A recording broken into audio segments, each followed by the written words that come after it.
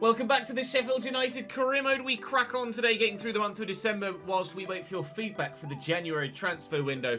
Continue to feel free to leave that in today's episode. Alternatively, drop into yesterday's episode if you missed it and leave your feedback there as well, because that's where the majority of the suggestions and thumbs up on suggestions, etc. will be.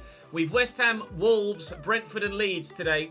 Before tomorrow, it's Arsenal in the Cup, Chelsea, Leicester and Manchester United in the league before we head into that month of January, where hopefully we'll have Carabao Cup semi-final football as well as the FA Cup third round as well. We've got West Ham to begin with, so we'll simulate that one and play the next three. West Ham are the lowest standing of the four teams we play in today's episode. We sit third in the table. Manchester United still unbeaten. 8 wins, 6 draws, but it's Manchester City with their 11 wins and no draws, actually, that lead the way. We're only 7 points off top, but at the beginning of the last episode, we were top. So we're certainly in a bit of a downward trend, but still take third, wouldn't you, at the end of the season, let's be honest. We're going to try and ensure that we finish in a European spot this season with only 5 points down to, oh my God, down to Wolves in 12th. It's particularly tight at the minute in that hunt for the top 4. I'd certainly take top 6, though, if you offered it to me, so we'll just see what we can do, and obviously with the improvements coming in January, we hope to ensure European football for next season. Drop the video a like, make sure you subscribe to the channel. Let's go and get West Ham done and dusted and see if we can't start with a win. West Ham up first. Then not only are they the lowest ranked of all of the sides we're playing in today's episode, it's the away game as well, so by simming it, it means we avoid the eye-irritating bubbles. So I'm perfectly happy to sim West Ham away, to be completely honest. We'll see what we can do. We did win our last game in the last episode against Crystal Palace, so we're in okay form. 2 draws, a defeat and a win yesterday, so it's not bad. It's not spectacular, but it's not bad. And at the minute, it's been good enough so far this season. West Ham are in. West Ham score. Maxwell Cornet tucks it home on his left foot, cutting in from the right-hand side. The Hammers are in front. Nice, we're in. Oh, it still won't fall. It does indeed to Chuba Akpom, who will not stop scoring. Yesterday's video was called Chuba Akpom is cracked, and it certainly seems like that's correct, doesn't it? 1-1 on the brink of half-time, our only shot of the half so far. Fix up and build on that, and maybe we can get a win here. West Ham lead by 2-1. Lucas Paqueta buries it with 9 minutes to go, and you feel like that might be that, unfortunately, today. There's the final whistle. That indeed is that for that one today. Much stronger second half than the first, but unfortunately not able to find a second goal to either win it before West Ham scored or equalise it after they did. We drop only to 4th, though, so that's not too bad at all. We'll still certainly take 4th before the end of the season. Looks like Manchester United might be top of the table. Indeed they are. Level on points, but ahead on goal difference. Manchester United currently going for the invincible season. Up next, a side that are not far behind us at all, it's Wolverhampton Wanderers. We haven't lost a played game for a while. But by saying such a thing, probably has jinxed myself into now losing this next played game. Fulham was a simmer. We haven't lost since we played Liverpool at the beginning of October. Come on then, let's beat Wolves at home. Let's turn Bramall Lane back into a fortress. Wolves then bring with them, actually not a bad team. Jose Sa in goal, still Nelson Semedo, Craig Dawson, Max Kilman and Ait Nouri's a very familiar looking Wolves backline. Mateus Nunes, Joao Gomez and Tom Davies in midfield with Gonçalo Guedes, Pedro Neto and Mateus Cunha, a strong front 3. Options on the bench in the giant Sasha Kalajic. Easy for you to say, but at the minute, the quality of Mateus Cunha and Gonçalo Guedes will certainly keep us very much occupied defensively throughout the course of this game, but hopefully we can keep our run of played game results going. This would be a great start. Jade Bergle's done very well indeed. I'll look for Ollie McBurney here. Oh God, it's a heavy touch though, and that might have just ruined it, but we can tuck this back with Bogle to Oxlade-Chamberlain! And Jose Sa makes a very good save to ensure we don't take a particularly early 1-0 lead. Chamberlain will take the corner. We could still score from it. Oh, we very nearly do. Anel with a brilliant header that's equally matched by the keeper. Oxlade-Chamberlain will whip it in again. Chuba's fallen over in going for it. That might fall if it was a bit more accurate to the man it was intended for to have a shot. Trusty. Or they've made the mistake. But it's a mistake not punished. Jeez, talk about constant pressure in the opening few minutes. Oxlade-Chamberlain take the corner again. McBurney underneath it this time. It will go in. I will score, even if we have to do this continually for 90 bloody minutes. Chuba. Keeper's there at last. Souza with a switch. And low. Nicely done. Moretti, turn around the corner. Chuba Akpom. Ollie McBurney. If ever a goal has been coming, that is it. Ollie McBurney, the man to score it on this occasion, not Chuba Akpom. Chuba still gets the assist, of course. And that is us. 1-0 in front. Now, yesterday, we were 1-0 in front in 2 games and still only came away with a point in each of them. So, I want to make sure that we win this one. Oh, what a challenge. Slide in and then back heel it away. That was particularly impressive from Arnell, unfortunately. Still not got the ball, though. Mateus Cunha. Oh, brilliant pass. Poor finish. Gonçalo Guedes with the opportunity to equalise for Wolves after we gave possession away. And he's wasted that right in front of those travelling fans. Oh, that's a really good ball out wide to Mateus Cunha here. He's given it away, unfortunately, for Wolves. They've done some decent build-up play. Oh, dear. That decent build-up play, that certainly wasn't. They have played some decent build-up play so far, Wolves. That one Gonçalo Guedes chance didn't really come of anything. That second Gonçalo Guedes chance, that thankfully still didn't come of anything. How he managed to get it off the defender there, I've no idea. But he's missed the target, and we will go in at half-time, 1-0 in front, just as we did yesterday. Twice. Low in there to Akpom. And McBurney's in. Oh, tried to slot it. Akpom, look at that, hit a hand for sure. If handballs were on for penalties, that would have been a penalty without any question whatsoever. There was no doubt about that. Oh, I thought about maybe trying to lift it with Ollie McBurney to get it over the keeper. By which point, I'd made the decision. It was too late to actually action it. Challenge. 20 minutes to go. We're trying to get ourselves a second goal, but at the minute, all that's happening is Pedro Neto's picking up a card. Here's Larousse. Forward there into John Fleck. The substitutes combining, and Ryan Brewster. Sub to sub to sub. 3 substitutes involved. 3 points assured. Well then, that's what you call making an impact off the bench. That'll do very nicely indeed. We will win again. Thank you, Ryan. Akpom. I tell you what, Larousse's made such an impact off the bench. He'll look for Rian again, who will dummy it, and then score again. Brilliant finish, Brewster. Making a point here. McBurney has started to score goals again. As you've noticed from yesterday's episode and today's, after a little bit of a drought even, which put some doubt in our minds over whether Ollie McBurney was the right man to take us forward. He started to put the ball in the back of the net again, but the quality in the finish from Ryan Brewster there, with 2 goals in 10 minutes off the bench. 2 goals in less than 10 minutes off the bench. 3 goals, 3 points. His 5th goal in 11 games. I bet that's not too far off Ollie McBurney, you know.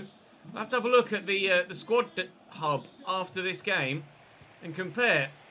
Certainly there's no doubt whatsoever that Chuba Akpom is the top goal scorer in the league, let alone in our team. But that battle for the second position to play alongside Chuba is very much hot and contested. We're going to win, and we're going to win 3-0. So very much. Thank you, Wolves. Take all 3 points and go. Oh, it could have been so much more, couldn't it? Jose Sharp, that first 15 minutes of the game was outrageous, really. The domination there, just from the same passage of play again and again and again and again. Ahmed Hozic has gone up a bit. Austin Trusty is starting to grow as well, as he's come into the squad now after signing in real life. He's up to 75. It will be Egan that probably takes the backward step when you guys help me sign a new centre-back. But for now, everybody is doing their bit. And it really is everybody now that Ryan Brewster's scoring some goals as well. 13 in 16 in the Premier League for Chuba Akpom. 8 in 13 for Ollie McBurney, actually scoring more than I gave him credit for, and 5 in 11 for Ryan Brewster. So knowing that all three of them are still doing the business means we don't really need to look for another striker. Alex Myers is back up to 74. He was our homegrown talent, but he just kind of fell off with that 7-month injury, and unfortunately I don't think he's going to get back in to the squad at all. It might be a case of selling Alex Myers and buying someone else when it comes to signing a new striker. But at the minute, we're not needing a new striker because all three are dependable. Let's do it again, please. Brentford this time. Brentford with Mark Flecken between the sticks for them. Max Aarons, Ben Mee, Ethan Pinnock, Christopher Ayer and Rico Henry. Vitaly Yanel, Nicholas Shaparenko and Maxime Lopez in the midfield, and Amin Adli and Patson Daka up top as a front line that certainly has quite a bit of pace in there, with Brian Mbermo and Johan Wisser on the bench as well. They've got options they can call upon. Brewster and Larousse getting the starts here after obviously having a fantastic impact in the last game. Only fair that they get the chance to go again from the off this time. See if they can't put up a fight to hold down a first team spot a little bit longer. Brewster could set up Chuba Akpom here. We might be in for a goal early doors again. Oh, he skipped past one, but they've got too many defenders back there, Brentford. Bogle. Nicely into Ahanel, who overran it. Patson Daka's in. Yes, well in, John Egan. Just as I'm saying, he's probably going to be the one to make way in the back line for the centre-back that we sign next.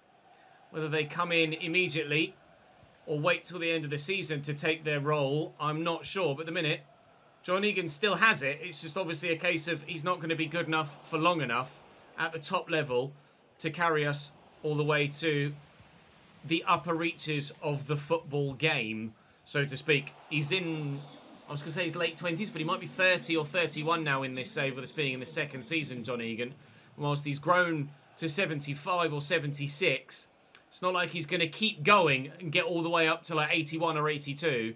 He's only going to grow at most by one a season now for a couple of years and then go back down again. So certainly Egan is the obvious to make way in that defensive line. It's just a case of when we make that decision, we might sign the player but hold off on actually pulling the trigger to take him out the starting lineup till next year. If we continue to have a really, really strong end to the season, oh my God, Patson Daka, then certainly there's no reason to take him out the starting lineup for the rest of this year. I think Brentford might be taking Patson Daka out of their starting lineup if he continues to shoot like that, that's for sure. Ahmed Hozic is building relatively well, but we haven't really split them apart yet, have we? Oxlade-Chamberlain to Vinny Souza, to Akpom, looking for Ryan Brewster, takes it under control well. It would have been a lovely ball across to Moretti, but not found, and still this Brentford backline stand firm. They're not having a bad season, Brentford. They're not too far behind us, points tally-wise, and certainly in the hunting pack for a European spot at this stage of the season. We are determined not to let them gain any ground on us today. Let's try and get a win, and we could get ourselves a 1-0 lead here if Alex Oxlade-Chamberlain can just maintain the gap to the defender.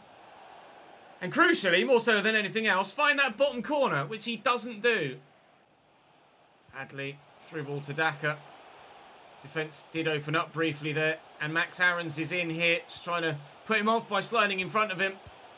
Oh, and now it's Patson Daka's turn, who picks up a yellow card for a challenge made earlier on, to miss the target from an opportunity that you certainly would have expected him to score from. Not good enough from Oxlade-Chamberlain, not good enough from Patson Daka, and it's not the first time Daka's done that in this game so far. It's two efforts, certainly the second more difficult than the first, and on his weaker side. Adley with a power shot. Oh, that the keeper has not covered himself in glory with. It was a power shot animation, but it didn't look like it was actually struck with that much power in the end when it came in. 100.3... It didn't look like 100.3 kilometres an hour, did it really? Almost straight at the keeper. You see keepers save power shots so much more regularly, or so much more comfortably than this one. That's, I mean, he struck it. Nah, I don't like that one. I don't like that one. That's 1-0 Brentford, but... Daka. Oh, Egan got a toe to it. Shaparenko's in. Good save. Shaparenko on the follow-up immediately and wide of the target. A little bit of luck for us there. A bit of fortune for Brentford again. I mean, Daka's on a yellow card and he's just put a toe in there. And you can hear the away fans calling for a second yellow and maybe a red for Patson Daka. Oxlade-Chamberlain is there. Ryan Brewster's through this gap. Now can he find Chuba? Yes, he can. Akpom! It's a great save by Flecken. It's the best chance we've had all game so far. Chuba could bury the header instead. Off the line. Keeper nowhere near it. Egan. Flecken again. It fell kindly for the captain. Oxlade-Chamberlain delivers. Can we get to this with Brewster? No. We're going to get to the loose ball, though, I'm sure. Oxlade-Chamberlain gets to it first. He's Moretti. And across. Ahmed Hozic. Akpom! Oh, just poked away from him. They needed two defenders on him to ensure that he didn't get the shot away. But he didn't get that shot away. And we're still behind against bloody Brentford. I hate them. Lopez with a corner for Brentford. Brewster's off and McBurney's on for me now. Oh, that wasn't the best of clearances. Dries Mertens is also on.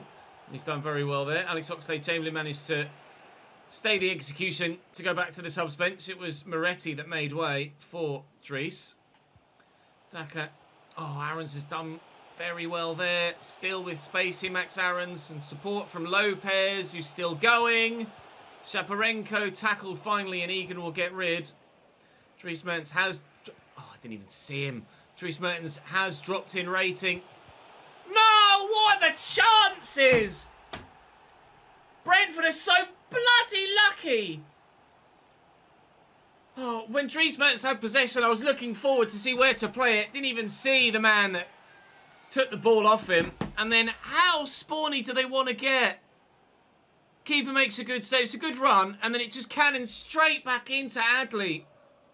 That goal is just so unfair. Off the inside of his leg, off Adley's chin. He then recoils in pain.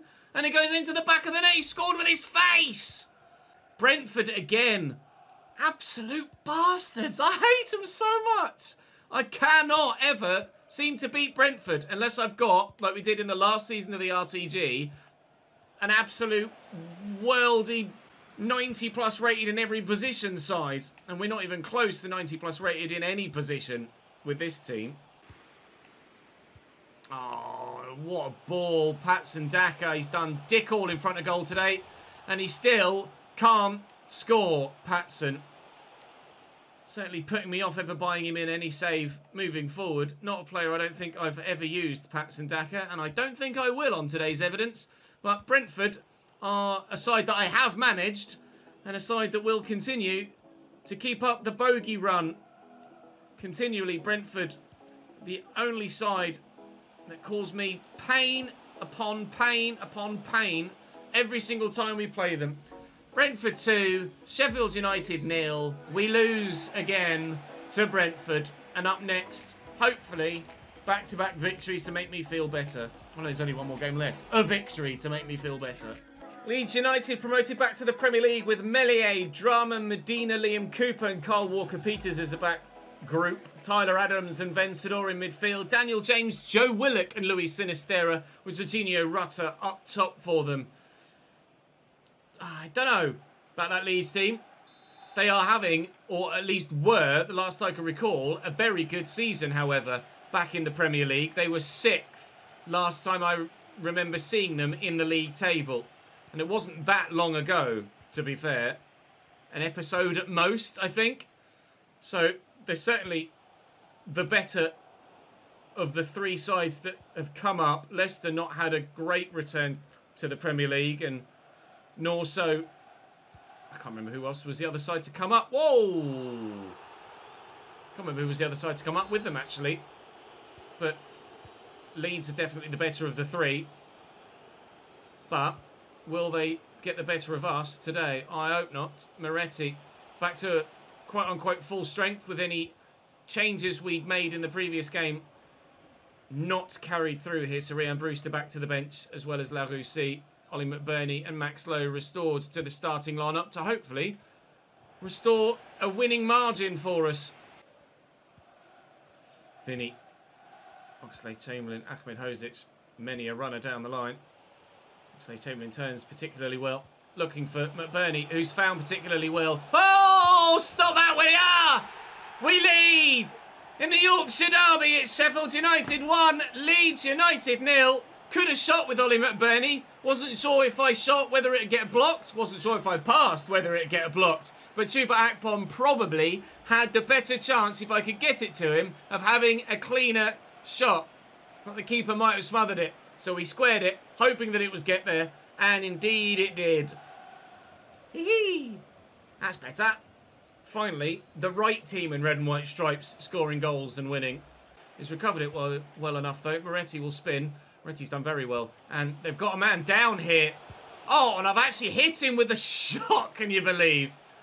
Trying to take advantage of the man on the floor. Not a head injury, so play doesn't need to get stopped by the referee. And oh, it would have been a lovely ball through the gap as well. No second, but we're trying desperately to get one. That's a great ping. There's so much space here for Jaden Bogle. I don't know where they've all gone. Can hear the crowd roar. Chamberlain looking for Chuba. He's trying to lob the keeper with the header. Oh, it would have been delicious if it came off. Unfortunately, bit off more than we could chew. Not able to turn it home, Chuba Akpom.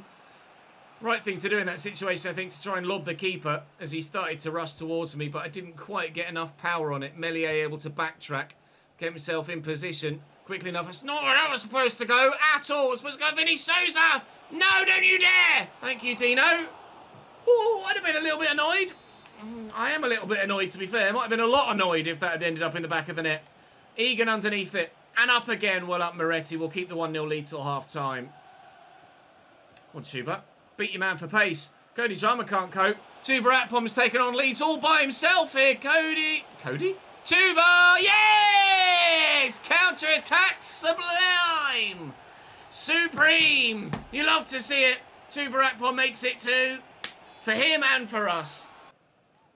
Vinny Souza. The Olays are out from the Sheffield United fans. That's how confident they are right now that we're going to get the victory here against Leeds. Oxlade-Chamberlain with a lovely turn. And back to Ollie McBurney. And if it weren't for Meslier making the save, you'd say we absolutely were certain to get the win. If it had gone to 3, Chuba's up for a hat-trick. Oh, and so very nearly. It would have been a perfect hat-trick too. One with his right already today and with his left. And not far away at all from a third with his head. Fensador delivers well. But Vinny Souza's underneath it. Joe Willock will bring it down. Lovely flick. Tyler Adams. I'm getting flashbacks to the beginning of the Wolves game. Are you? Fensador with the corner again. Are they going to score eventually, Leeds? No, they're bloody not.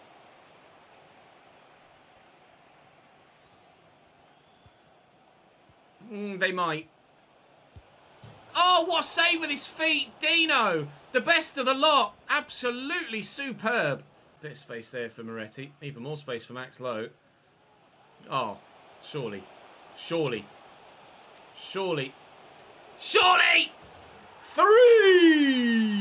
2 goals and an assist for Chuba Akpom. And if Ollie McBurney scores at the minute, Chuba Akpom's involved in it.